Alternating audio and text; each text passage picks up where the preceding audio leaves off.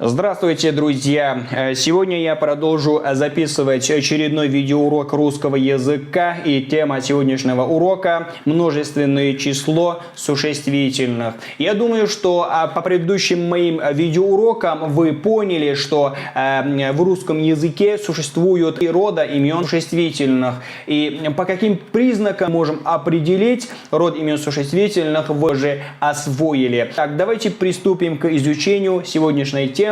Множественное число существительных. Ассаламу алейкум, дустони азиз, ва дарси навбати худро ман ба навор гирифта пешкаши шумо менамоям. мавзӯи имрӯзаи мо дар бораи шумораи ҷамъи исмҳо дар забони русӣ.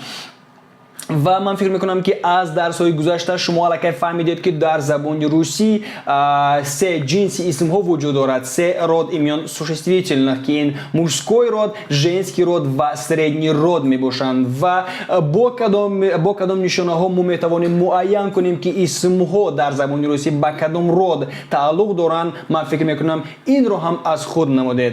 و بیاید با هم درس امروزه رو که множественное число существительных جنس‌های شما جمعی اسم ها نام دارد آغاز نماییم.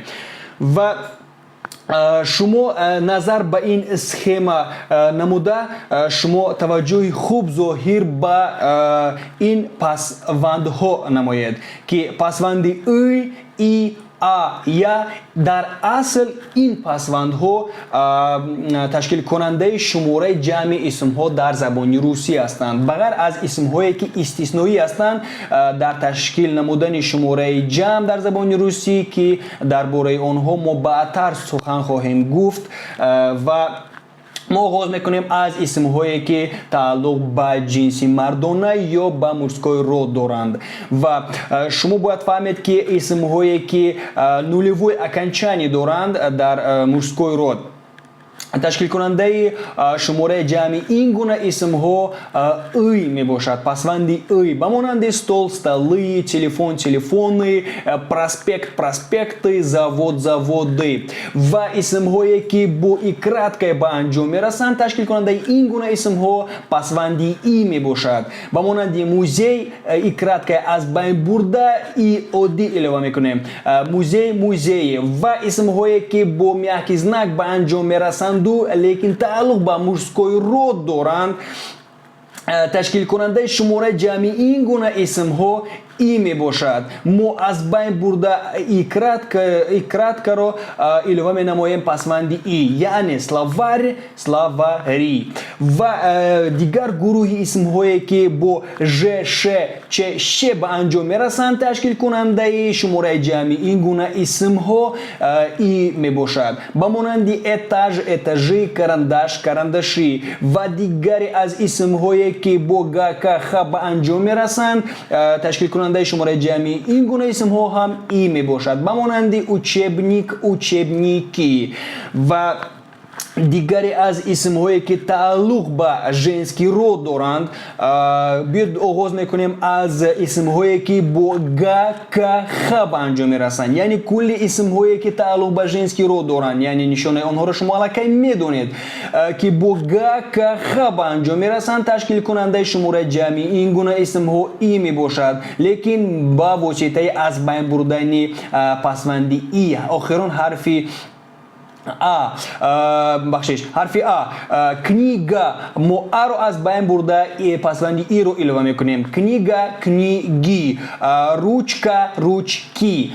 و دیگری از اسم هایی که تعلق به ژنسکی رود دارند و تشکیل کننده شماره جمعی آنها ای می باشد اینها هستند. تیوتیا یا رو از بین برده پسوندی ای اضافه می نماییم. به مانند تیوتیا, تیوتی, لینیا, لینیی.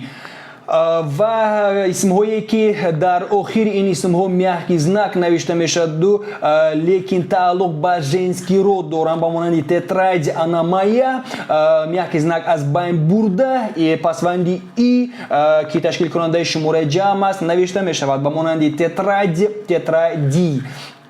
ба монанди ночи ва гайра. Ва ба назар гиред ки кулли он исмҳое ки бо як знак ба анҷом мерасанд ду тааллуқ ба женский род доранд, яъне ташкилкунандаи шумораи ҷамъи ин гуна исмҳо и оддӣ мебошад. Ва ба ғайр аз ин ҳолатҳо дигар исмҳое ки тааллуқ ба женский род доранд, ташкилкунандаи шумораи ҷамъи онҳо й мебошад. Ба монанди лампа, лампы, газета, газеты, школа, школы ва гайра. Ва дигаре аз исмҳоеро ки мо имрӯз ба онҳо таваҷҷӯҳи хуб зоҳир менамоем ва қисми аз дарсҳои мо ҳаст, аз дарси имрӯзаи мо ҳаст, ин исмҳое ки тааллуқ ба средний род доранд. Ба монанди окно, оно моё, письмо, оно моё, кресло, оно моё, море, оно моё, задание, оно моё, упражнение, оно моё. Ва ташкилкунандаи шумораи ҷамъи ин гуна исмҳо а ва я мебошанд. Дар кадом ҳолат а ташкилкунандаи шумораи ҷамъи исмҳои ҷинси миёна ва дар кадом ҳолат я ин ташкилкунандаи шумораи ҷамъи исмҳое ки тааллуқ ба средний род доранд, мо дар ин схема ба пуррагӣ мефаҳмем.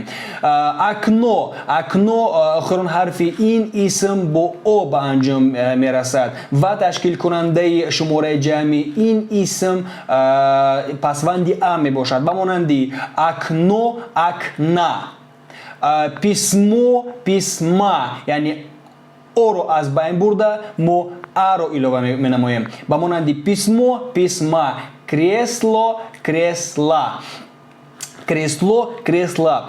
Так, дигаре аз исмҳое ки тааллуқ ба средний род доранду ва бо е ба анҷом мерасанд, ба монанди море, мария, здание, здания, упражнение, упражнения, яъне бо аз байн бурдани ҳарфи е мо пасванди яро илова менамоем ки ин ташкилкунандаи шумораи ҷамъи исмҳое ки бо е ба анҷом мерасанд. Ва як гурӯҳ исмҳое ҳаст ки онҳо исмҳои истисноӣ мебошанд ва ташкилкунандаи шумораи ҷамъи онҳо ин ҳарфҳо не, лекин бо воситаи дигар намудани решаи ин исмҳо мо шумораи ҷамъро ташкил менамоем. Ва мо оғоз мекунем аз он исмҳое ки истисноӣ ҳастанд. чӣ хеле ки мо гуфтем, дар забони русӣ як қатор исмҳое ҳаст ки онҳо то есть воситаи ташкил намудани шумораи ҷамъи онҳо аз ин схемае ки мо пештар суҳбат кардем ва нишон додем фарқ мекунанд ва воситаи иваз намудан яъне ташкил намудани шумораи ҷамъи ин гуна исмҳо, ин иваз намудани решаи онҳо, ин барои тағйир додан ё шумораи ҷамъ ташкил кардани ин гуна исмҳо қоидае вуҷуд надорад ва барои ҳамин ин исмҳоро шумо бояд ба пуррагӣ аз ёд намуда истифода баред. Ба монанди брат, мувофиқи ин схемае ки пеш мо доштем, агар мо ин схемаро ба назар гирифта мо бояд й илова намоем, барои он ки брат ин нулевой окончание дорад, лекин ин исми истисноӣ аст. Барои ҳамин шумораи ҷамъ аз исми брат ташкил мешавад братья. Ба монанди брат, братья, друг, друзья, стул, стулья, сестра, сестры, дом, дома, город, города, глаз, глаза, человек, люди, ребенок, дети. То есть яъне ин исмҳоро шумо бояд ҳам дар шумораи танҳо ва ҳам дар шумораи ҷамъ аз худ намоед ба пуррагӣ. Ва охирон қисми дарси имрӯзаи мо аз упражнение, аз машқ иборат аст ки шумо бояд аз ин исмҳо шумораи ҷамъро ташкил намоед. Аз исми институт, машина, выставка, трамвай, таблица, слово, гараж, человек, площадь, друг. Шумо метавонем ки видеоурокро дар пауза монда ин исмҳоро аз ин исмҳо шумораи ҷамъ ташкил намоед. Баъд аз якчанд дақиқа ман واسطه درستی تشکیل شماره جمعی این اسم ها رو در قسم راستی این مشق نوشته برای شما نشان میدهم تا اینکه شما واسطه تشکیل نمودن شماره جمعی اسم ها رو اسمای خودتون رو یعنی تفتیش نمایید. آیا شما درست پر کردید؟ آیا شما درست تشکیل نمودید از این اسم ها شماره جمع رو یا نادرست؟ مرحمت. یک بار دیگه تفتیش می نماییم. اگر شما چنان واسطه ای که من شماره جمع رو تشکیل نمودم از این اسم ها شماره جمع رو تشکیل نمودم، اگر شما هم مانندی من کرده باشید شما درست موضوع رو فهمیدید و با درستی از این اسم ها شماره جمع رو تشکیل نمودید. و اگر شما در تشکیل نمودن شماره جمعی این اسم ها یگان خطاگی صادر نموده باشد شما می توانید تکرار این ویدیو را تماشا نموده و سپس این مشق را یک بار دیگر اجرا نمایید. و بیایید ما یک بار دیگر این موضوع را مقصد تشکیل نمودن شماره جمعی این اسم ها را میگذاریم. Институт или вами нamaем «ы». Барой нулевое окончание дорат институты. Машина ин охирон харфи исм ахас восите ташкил намудани яни восите ташкил намудани шумаре джамин исм ин или ван намудани пасванди «ы». Машина, машины. Выставка кибо каба анджоме расад шумаре джам дар ташкил намудани шумаре джами ин исм мо пасванди «иро» или вами кнем бо азбайн бурдани «а». Выставка, выставки. Трамвай ин исм تعلق با مشکل رود دارد و با اکرات که با انجام میرسد و واسه تشکیل نمودن شماره جمعی این اسم با علاوه نمودن ای پسوندی ای و با از بین بردن اکرات که برای همین تراموایی تابلیتسا که با با انجام میرسد و تعلق با ژنسکی رود دارد این اسم واسه تشکیل نمودن شماره جمعی این اسم این با علاوه نمودن پسوندی ای با از بین بردن حرف ا таблицы. Слово این اسم تعلق به سریدنی رو دارد با آ به انجام میرسد و واسطه تشکیل نمودن شماره جمعی این اسم با علاوه نمودن حرفی آ و با از بین بردن حرفی او. слова.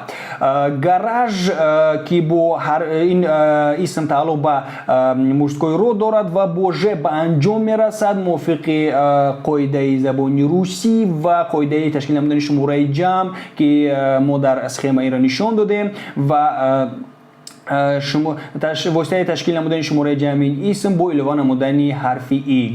гаражи. Человек و واسطه شماره تشکیل نمودن یعنی واسطه تشکیل نمودن شماره جمعی این اسم دیگر از فرق میکند از اون سخمی که ما نشان داده بودیم. زیرا человек این اسم استثنایی است در شماره در عوض نمودن و در تشکیل نمودن شماره جمع ما دیگر کلمه را انتخاب میکنیم. بمانند человек люди.